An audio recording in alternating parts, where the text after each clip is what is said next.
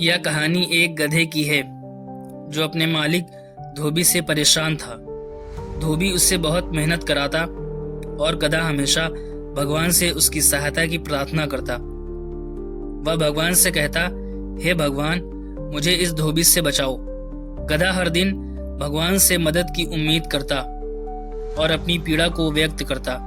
भगवान ने उसकी भक्ति देखी और गधे के पास प्रकट हुए।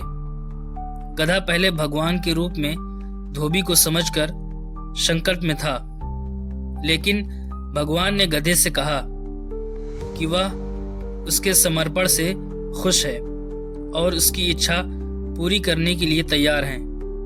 गधा फिर भगवान से स्वर्ग जाने की इच्छा व्यक्त करता है, क्योंकि वह अब पृथ्वी पर नहीं रहना चाहता था।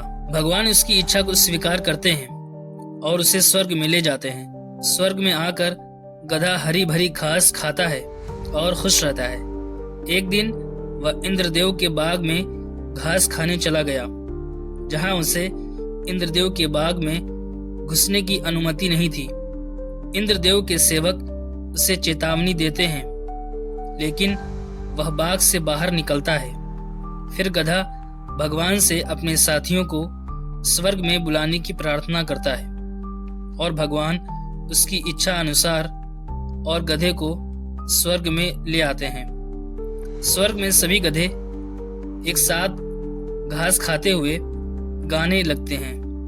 उनकी आवाजें इतनी तेज थी कि स्वर्ग की शांति भंग हो गई। भगवान गधों से पूछते हैं कि वे क्या कर रहे हैं, तो गधे जवाब देते हैं कि उन्हें गाना गाने से शांति मिलती है। भगवान ने गधों को चेतावनी दी कि उनकी आवाजें स्वर्ग में नहीं चल सकती और उन्हें अपनी आवाज पर नियंत्रण रखना होगा।